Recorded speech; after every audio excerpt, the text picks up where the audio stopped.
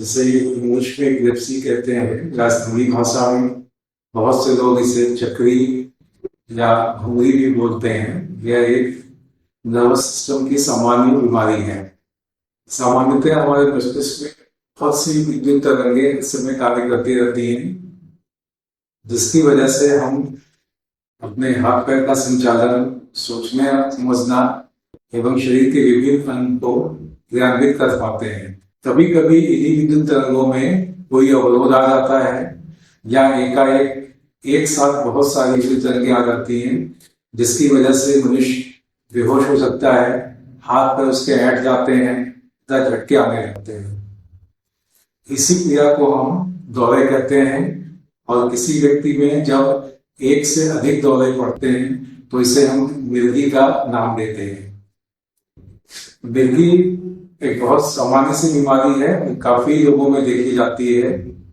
औसतन 1000 लोगों में से 1000 सामान्य लोगों में से 5 व्यक्ति हमारे देश में मिर्गी से प्रभावित होता है। इसके कई सारे कारण हैं। यदि हम देखें जन्म से, तो बच्चों में मस्तिष्क का सामान्य विकास न होना या जन्म के समय कोई परेशानी आना, जैसे बच्चे का न रोना या उसे इन्फेक्शन आ जाना, यह एक प्रमुख कारण होता है। अन्य प्रमुख कारणों में इन्फेक्शन हमारे देश में सबसे ज्यादा कॉमन है, जिसमें कि पेट के कीड़े रक्त वाहिनियों द्वारा दिमाग तक पहुंच जाते हैं और वहां जाकर के गांठ बना लेते हैं, सूजन हो जाती है, जिसकी वजह से मिर्गी के दौरे आने लगते हैं। अन्य कारणों में सिर में चोट लगना, उनके थक्के बनना या जो अधिक उम्र वाले लोगों में देखी जाती है उसमें ट्यूमर होना या रक्तस्राव ब्रेन में होना, यह भी एक प्रमुख कारण है। मिर्गी के लक्षण इस पर निर्भर करते हैं कि दिमाग का या मस्तिष्क का कौन सा हिस्सा प्रभावित है। यदि एक छोटा सा हिस्सा प्रभावित है तो केवल किसी एक हाथ पैर अथवा किसी एंड में कंपन थोड़ी देर के लिए महसूस होता है, लेकिन यदि पूरा का पूरा मस्तिष्क प्रभावित हो जाता है, व्यक्ति अचेत हो जाता है, हाथ पैर उसके ऐंठ जाते हैं, मुंह से झाग निकलने लगता है, आंखें चढ़ जाती हैं, कई बार उसके जीभ और होंठ भी दांत के बीच में फंसने से कट जाते हैं। कुछ रोगियों में दौरे के समय झटके इतनी जोर के होते हैं कि उनमें टट्टी पेशाब भी निकल आती है। सामान्यतः यह क्रिया 5 से 10 मिनट तक चलती है, उसके बाद बिल्कुल शिथिल हो जाता है, बेहोश हो जाता है और 15-20 मिनट के बाद धीरे धीरे होश में आने लगते हैं। होश में आते समय मरीज को बहुत तेज सिर में दर्द होता है या कभी कभी उससे मतिभ्रम की स्थिति होती है, लगभग आधे से 1 घंटे के अंदर वह सामान्य स्थिति में लौट आता है।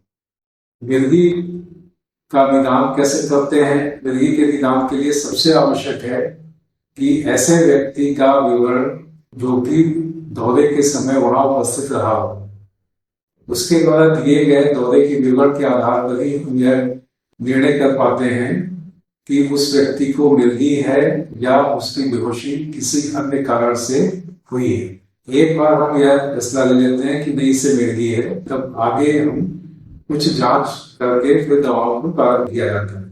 इस बीमारी में 2 प्रमुख जांच होते हैं, एक EEG, इसे इलेक्ट्रोएन्सेफेलोग्राम कहते हैं, और दूसरा CT स्कैन अथवा MRI टेस्ट करा जाता है। EEG से हम मस्तिष्क की विद्युत तरंगों को नापते हैं, वह नियमित आ रही है या नहीं आ रही है, उनमें कोई विकार तो नहीं है, और उस आधार पर हम इस निष्कर्ष पर पहुंचते हैं कि मरीज को किस प्रकार की मिर्गी है, क्योंकि अलग अलग मिर्गियों के लिए अलग अलग दवाएं प्रस्तावित हैं। CT स्कैन अथवा MRI यह ब्रेन के फोटोग्राफ देते हैं। इससे हमें पता चलता है कि क्या कोई कारण है मस्तिष्क में जिसकी वजह से उसे मिर्गी आ रहे हैं, या मस्तिष्क का जो स्ट्रक्चर है वो सामान्य रूप से है। MRI और CT स्कैन दोनों में जो भी उपलब्ध हो, यदि MRI उपलब्ध है तो वह एक बेहतर जांच प्रक्रिया है, उसे करना चाहिए। लेकिन जिन शहरों में MRI की उपलब्धता नहीं है, वहाँ CT स्कैन से भी काम चलाया जा सकता है। इससे हम ट्यूमर है या सिस्टिक सर्कोसिस ट्यूबरकुलोसिस या कोई चोट या रक्तस्राव, यह सब इससे हम जानकारी प्राप्त कर सकते हैं। ये 2 जांच हर एक मिर्गी के रोगियों में होनी चाहिए। इसके अलावा जब कहीं भी आवश्यक है उनके रक्त जांच होनी चाहिए, जिसमें कि रक्त शर्करा, हीमोग्लोबिन लेवल, कैल्शियम, और जैसे ही रोगी को परीक्षण के बाद आवश्यकता पड़ती है वो जांच किया जाना चाहिए। एक बार उसका जब डायग्नोसिस बन गया, रोगी को मिर्गी है, उसके कारण का पता चल गया इन जांचों के द्वारा, अब उसकी इलाज की प्रक्रिया शुरू होती है। इलाज के लिए हम 2 मार्गों करते हैं। एक, यदि कोई कारण पता चलता है तो हम उस कारण का भी इलाज साथ ही साथ शुरू करते हैं। जैसे अगर किसी को टीबी है, ट्यूमर है, या पेट के कीड़े पहुंच गए हैं मस्तिष्क तक, उसकी वजह से है, उसके लिए भी दवाइयां दी जाती है ताकि यह बीमारी जड़ से समाप्त हो सके। मिर्गी के दौरे रोकने के लिए दवाइयां इसके साथ में दी जाती है, जो कि लंबे समय तक चलती हैं। और इस समय हमारे देश शहर में बहुत सारी मिर्गी की दवाइयां उपलब्ध है। मिर्गी का क्या प्रकार है, उस आधार पर चिकित्सक निर्णय लेता है कि उसे कौन सी दवाइयां दी जाए। ये दवाइयां काफी सुरक्षित होती हैं। फिर भी यदि किसी भी प्रकार की असामान्य चीजें रोगी नोट करता है तो उसे तुरंत अपने चिकित्सक को बताना चाहिए। दवाएं काफी लंबे समय तक दी जाती हैं। 3 से लेकर 5 वर्ष तक यदि रोगी को कोई दौरा नहीं आए तो ऐसे में जाकर के फिर धीरे धीरे दवाइयां बंद की जाती हैं। कभी भी दौरे की दवाइयों को एकाएक नहीं रोकना चाहिए किसी भी परिस्थिति में। और दूसरा ये कि जब 5 या 3 वर्ष का जो समय दिया गया है उसका ये मतलब है कि उतने समय तक दौरे नहीं आना चाहिए। बहुत से रोगी क्या करते हैं कि वो 5 साल दवा तो खाते रहते हैं, बीच बीच में दौरे आते हैं, कभी चिकित्सक से संपर्क नहीं करते हैं, वह उनका समय और पैसा दोनों ही नष्ट होता है। हमेशा चिकित्सक के संपर्क में रहें एवं दवाएं नियमित लें। 5 वर्ष तक या 3 वर्ष तक दवाएं दौरे न आने पर ही दवाएं बंद की जाएंगी। किस रोगी को कितने वर्षों तक दवा देना है यह उसकी रोग की गंभीरता पर ही निर्भर करता है।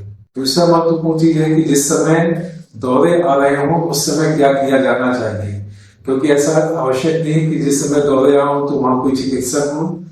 उस समय सारी व्यवस्था के साथियों या घर वालों को ही करनी पड़ती है। जब भी किसी व्यक्ति को दौरे आए उससे लिखवाएं, आराम से हवा आने दें ताकि वो अच्छे से सांस ले सके। उसे करवट लिटाएं या पेट के बल लिटाएं ताकि यदि उसे कुछ लाल या झाग निकल रहा हो तो वो बाहर निकल जाए, गले में, सांस की नली में न फंसे। कपड़े के साथ, रुमाल के साथ उसको पोंछते रहे। मुंह में कोई भी चीज, चम्मच या कोई भी धातु की या लकड़ी वगैरह न डालें। जूते, प्याज ये सब सुनाना व्यर्थ है। हाथ पैर को पकड़े रखें लेकिन इतनी कस करके भी न दबाएं कि वो जख्मी हो जाए। यही बस ध्यान रखना है कि झुकने के समय आसपास ऐसी कोई वस्तु न हो जिससे कि हाथ पैर लड़ करके कोई चोट लग जाए उसे।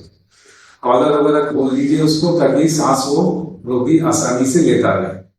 लगभग 5-10 मिनट में इस तरह की ऐठन स्वतः रुक जाती है और फिर इंतजार करें कि वह पूरी होश में आ जाए। होश में आने के बाद ही तब उसे कोई भी दवा या कुछ खाने पीने की वस्तु दें।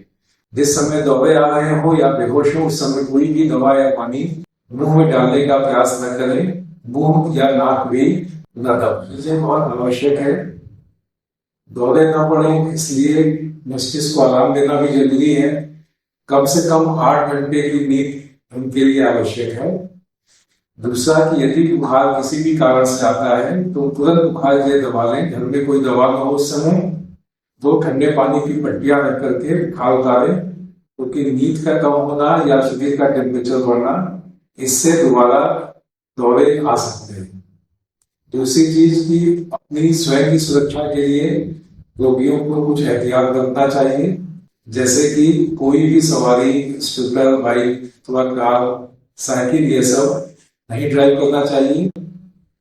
तैराकी या नदी अथवा तालाब में नहाना भी मना है, क्योंकि ऐसे समय यदि दौरे आते हैं तो डूबने का भय होता है और उनकी मृत्यु भी हो सकती है। ट्रैफिक में जाए, संभल के जाए ताकि एक्सीडेंट वगैरह ना हो। कुछ इस बीमारी के बारे में भ्रांतियां भी हैं बहुत से लोगों में, जिसे दूर करना आवश्यक है। पहला तो है कि यह एक सामान्य बीमारी स्वास्थ्य बीमारियां होती है, कोई दैविक प्रकोप या बुरी आत्माओं का या कोई पूर्व जन्मों का यह दोष नहीं है, ये एक बीमारी है। और यदि इसका इलाज ढंग से किया जाए तो ज्यादातर मरीज स्वस्थ हो जाते हैं। दूसरी चीज की, यदि मिर्गी की दवा चल रही हो और कोई अन्य बीमारी हो तो उसकी भी दवा खा सकते हैं, थोड़ा सा समय अंतर देकर के अपने डॉक्टर से संपर्क करें, वह स्वयं आपको इस बारे में जानकारी दे सकते हैं। दवाएं कभी भी मिर्गी की किसी भी स्थिति में बंद न करें। एक बहुत गलत धारणा लोगों में है, विवाह के पश्चात ये दौरे अपने आप बंद हो जाते हैं, ऐसा नहीं है। इसकी दवा विवाह के बाद भी चलेगी। यदि कोई स्त्री इसको दवाएं चल रही है, गर्भवती होती है, उसकी दवा बंद न करे, बल्कि तुरंत अपने चिकित्सक से सलाह लें, क्योंकि बहुत सी मिर्गी की दवाएं हैं जिनका शिशुओं पर कोई भी प्रभाव नहीं पड़ता है। इसी तरह स्तनपान के समय भी मिर्गी की दवाएं बंद करने की आवश्यकता नहीं होती है, या मस्तिष्क का कोई भी कार्य करने के लिए मनाही नहीं है। और बहुत सारे लोग जो कि मिर्गी से प्रभावित हैं, उन्होंने बहुत ज्यादा पढ़ाई की, बहुत नाम शुरू किया स्पोर्ट्स में, क्या पढ़ाई